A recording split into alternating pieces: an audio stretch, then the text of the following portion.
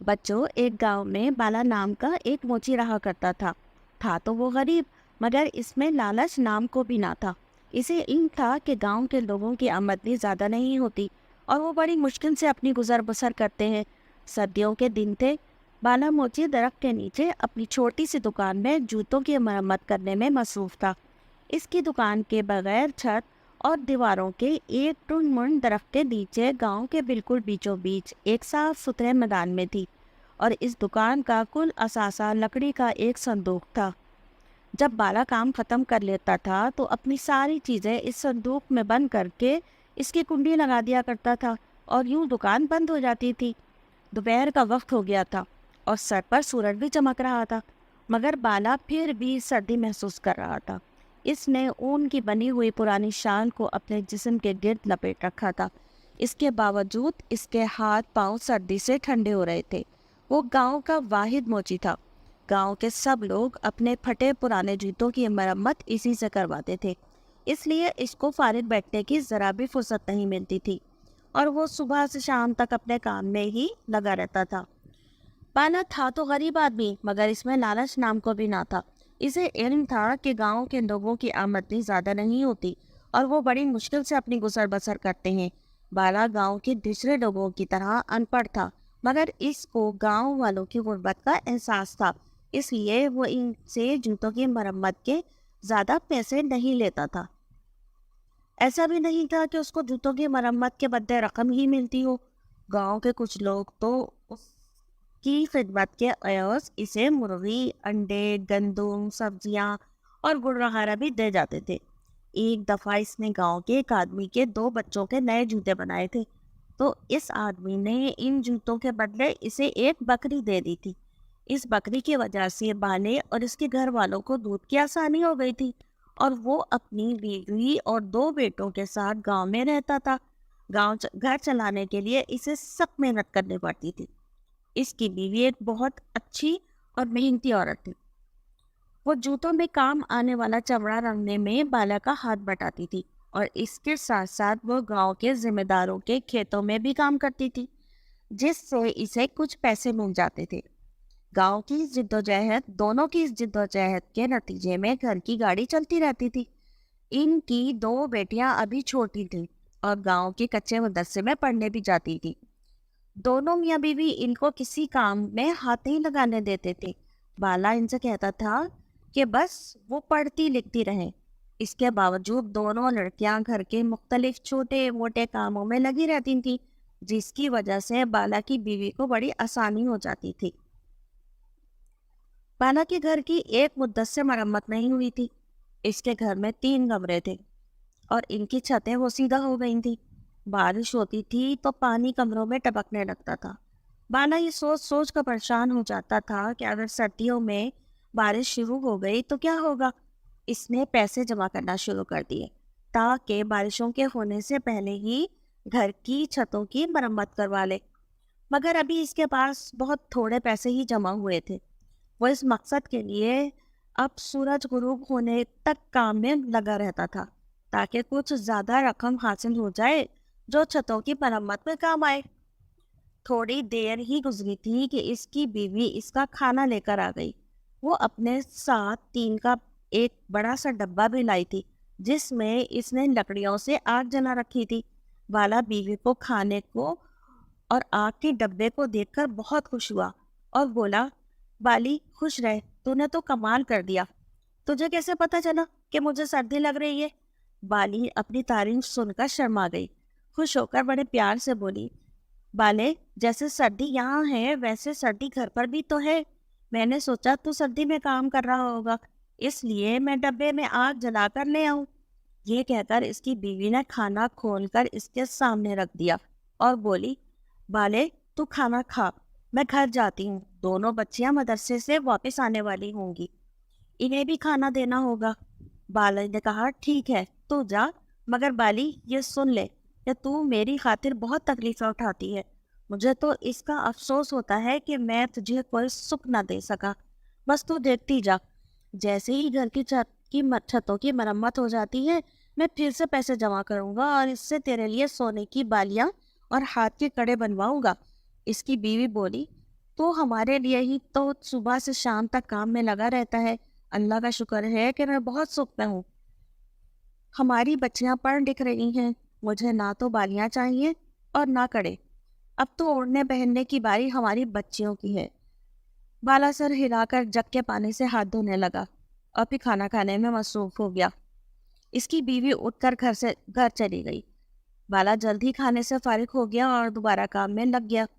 زیادہ دیر نہیں گزری تھی کہ اس کو دور سے بہادر آتا دکھائی دیا۔ وہ بالا کے قریب ہی ایک گھر میں رہتا تھا اور اینٹوں کے ایک بھٹے پر مزدوری کرتا تھا۔ اس کے ہاتھ میں ایک تھیلا تھا۔ قریب آ کر اس نے وہ تھیلا بالے کے لکڑی کے صندوق پر رکھ دیا اور خود زمین پر آلتی پالتی مار کر بیٹھ گیا۔ بالے نے وہ جوتا جس کی وہ مرمت کر رہا تھا ایک طرف رکھا اور کہا، بہادر بھائی کیسے آنا ہوا؟ بہادر نے دھیرے سے کہا، پرسوں دوسرے گاؤں سے لڑکے والے شادی کے لیے میری بڑی لڑکی کو دیکھنے کے لیے آ رہے ہیں، اس لیے جوتے مرمت کروانے کے لیے لایا ہوں۔ لڑکے والے آئیں گے تو ان پھٹے ہوئے جوتوں میں ان کے سامنے جاتے ہوئے شرم آئے گی۔ اس نے اپنا پاؤں آگے کر کے کہا۔ بالے نے دیکھا اس نے جو جوتا پہنے ہوا تھا وہ انتہائی بدنما اور خستہ تھے۔ بالے نے خاموشی سے وہ تھیلا اٹھایا جس میں بہادر مرمت کروانے کے لیے جوتے لایا تھا۔ یہ جوتے بھی نہایت خستہ حالت میں تھے۔ اوپر کا چمڑا پرانا ہو گیا تھا مگر پھٹا ہوا نہیں تھا۔ اس نے انہیں پلٹ کر دیکھا تو دونوں جوتوں کے تلے پھٹے ہوئے تھے۔ بالے کی تجربہ کار انگلیوں نے جوتوں کے چمڑے کو چھو کر اندازہ کر لیا تھا کہ ہرن کی کھال کے بنے ہوئے تھے جو نہایت نرم اور مضبوط اور ہلکی ہوتی ہے۔ دوسری بات جو بالے نے محسوس کی وہ یہ تھی کہ ہرن کی کھال کے بنے ہوئے جوتے اگرچہ ہلکے پھلکے ہوتے ہیں مگر یہ جوتے اسے کچھ زیادہ ہی وزنی لگے۔ اس نے اس بات پر کوئی دھیان نہیں دیا۔ جب بہادر نے جوتوں میں بالے کا انہماک دیکھا تو وہ پریشان ہو گیا۔ اس کو یہ ڈر تھا کہ اتنے خراب جوتے بالا ٹھیک کرے گا بھی یا نہیں، کہیں وہ ان کی مرمت سے انکار نہ کر دے۔ اس لیے وہ بڑی لجاجت سے بولا، بالے بھائی جوتے بہت پرانے ہیں، ان کو میں نے گھر میں بڑے پرانے سامان سے نکالا ہے۔ یہ جوتے میرے دادا کے تھے اور کسی زمانے میں بہت اچھی حالت میں تھے۔ دادا کے انتقال کے بعد میرے ابا نے پہن کر ان کا یہ حال کر دیا تھا۔ اگر بیٹی کی بات پکی ہونے کی تقریب نہ ہوتی تو میں کبھی بھی ایسے پھٹے ہوئے جوتے لے کر تمہارے پاس نہیں آتا۔ بس یہ سمجھ لو عزت کا معاملہ ہے۔ بالا اس کی بات سن کر رنجیدہ ہو گیا۔ اس نے کہا، یہ جوتے ہرن کی کھال کے بنے ہوئے ہیں اور ہرن کی کھال کے جوتے بہت قیمتی ہوتے ہیں۔ تمہارے دادا تو کافی پیسے والے ہوں گے۔ بہادر نے بڑے فخر سے کہا، میرے دادا کے پاس بہت ساری زمینیں تھیں لیکن ان کے مرنے کے بعد میرے باپ نے ساری زمینیں بیچ کر ان کے پیسے اپنے دوستوں پر اڑا دیے تھے۔ اگر وہ سنبھل کر چلتے تو ہمارا یہ حال نہ ہوتا۔ اس کی شرمندگی محسوس کر کے بالا اس کی تسلی کے لیے کہا، تم فکر مت کرو، ان جوتوں کو میں ایسا کر دوں گا کہ دیکھنے والے دیکھتے رہ جائیں گے۔ اس کی بات سن کر بہادر نے نظر جھکا کر کہا، اور بالے بھائی ایک بات اور ہے، ان کی اجرت میں بعد میں دوں گا، ابھی تو لڑکے والوں کے کھانے کا انتظام نہیں ہوا۔ وہ بھٹا جہاں میں کام کرتا ہوں اب میں اس کے مالک کے پاس جاؤں گا، شاید وہ مجھے کچھ ادھار رقم دے دے اور میں کھانے کا انتظام کر سکوں۔ بالے نے کہا، دیکھو بہادر بھائی، جیسی تمہاری بیٹی ویسی میری بیٹی، تم فکر مت کرنا۔ بھٹے کا مالک بھلے تمہیں ادھار دے یا نہ دے، میرے پاس چلے آنا، میرے پاس کچھ رقم موجود ہے۔ بارش میں چھتیں ٹپکنے لگتی ہیں، ان کی مرمت کے لیے میں رقم جمع کر رہا ہوں، مرمت تو بعد میں بھی ہو جائے گی، ان پیسوں کو تم بس اپنا ہی سمجھو، تم آرام سے لڑکے والوں کی دعوت کا انتظام کرنا۔ بالے کی ہمدردی اور محبت بھری باتیں سن کر بہادر کا دل بھر آیا اور اس کی آنکھیں نم ہو گئیں۔ وہ اسے دعائیں دیتا ہوا رخصت ہوا۔ چونکہ گاؤں کی ایک بیٹی کی شادی کا معاملہ تھا اس لیے بالے نے دوسرے جوتوں کی مرمت کا کام چھوڑا اور بہادر کے جوتے لے کر بیٹھ گیا۔ جوتوں کے تلے تو بالکل بھی مرمت کے قابل نہ تھے، وہ نہ صرف بری طرح گھس گئے تھے بلکہ بیچ میں سے 2 حصوں میں تقسیم بھی ہو گئے تھے۔ بالے نے اپنے لکڑی کے صندوق میں سے سب سے مہنگے والے تلے نکالے۔ یہ تلے وہ گاؤں کے امیر ذمہ داروں کے جوتوں میں لگاتا تھا۔ اس کے بعد وہ اپنے کام میں لگ گیا۔ شام تک جوتے تیار ہو گئے۔ بالے نے ان پر بہت محنت کی تھی اور وہ بالکل نئے لگ رہے تھے۔ اس نے اپنی ساری چیزیں لکڑی کے صندوق میں بند کر کے اس کی کنڈی لگائی اور بہادر کے جوتوں کا تھیلا اٹھا کر گھر کی طرف روانہ ہو گیا۔ اس پوری کارروائی کے دوران اس کے چہرے پر ایک عجیب سے تاثرات تھے اور دبے دبے جوش کے آثار بھی تھے، اور وہ بہت سنجیدہ نظر آ رہا تھا۔ اس کے قدم تیزی سے گھر کی جانب بڑھ رہے تھے۔ ایسا معلوم ہوتا تھا جیسے وہ جلد سے جلد گھر پہنچنا چاہتا ہو۔ گھر پہنچ کر اس نے جوتوں کا تھیلا ایک طرف رکھا۔ دونوں بچیاں باہر گلی میں دوسرے بچوں کے ساتھ کھیل رہی تھیں۔ بالی رات کا کھانا پکا رہی تھی۔ بالی نے اسے آواز دے کر بلایا۔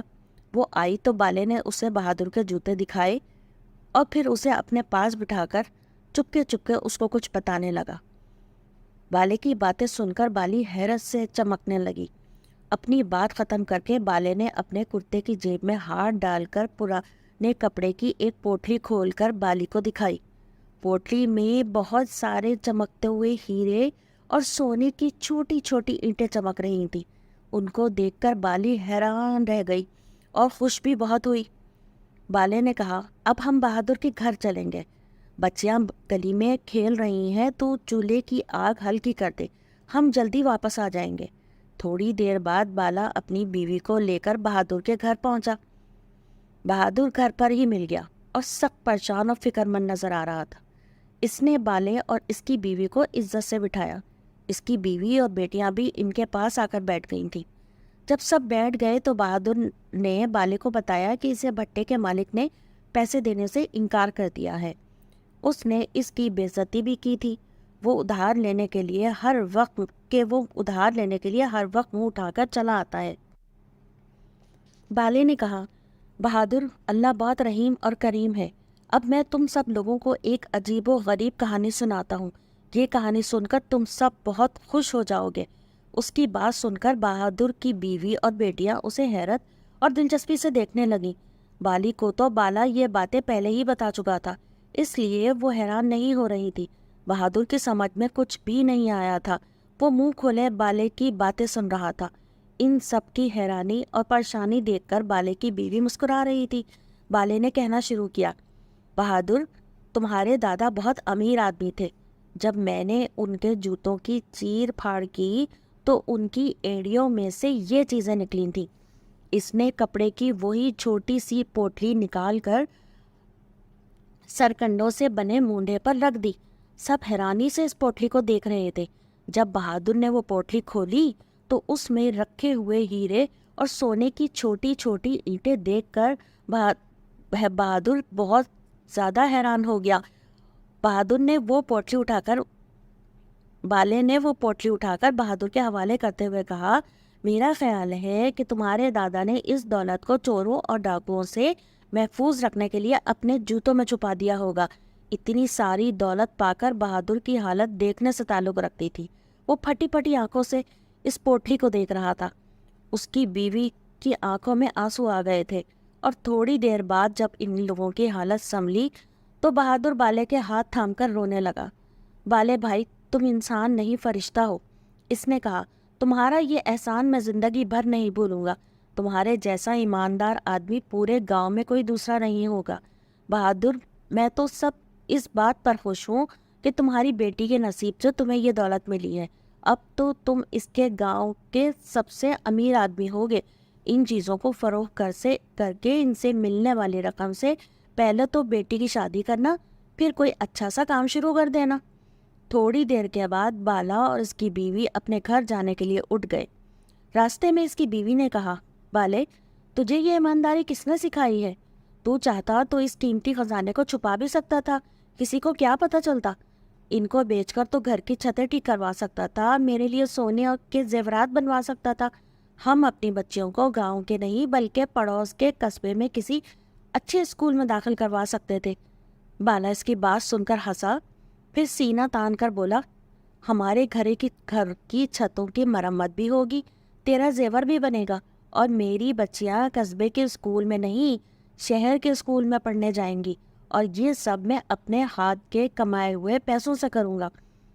اس کی بات سن کر اس کی بیوی کھل اٹھی اور بولی، میں اور میری بچیاں بہت خوش نصیب ہیں، مجھے اتنا اچھا شوہر ملا اور بچوں کو اتنا اچھا باپ ملا۔ اپنی تعریف سن کر بالا شرما گیا۔ بیوی سے اس شرم کو چھپانے کے لیے اس نے جھوٹ موٹ غصے سے کہا، بالی ذرا تیز چل، مجھے بھوک لگ رہی ہے، اور وہ دونوں گھر کی طرف روانہ ہو گئے۔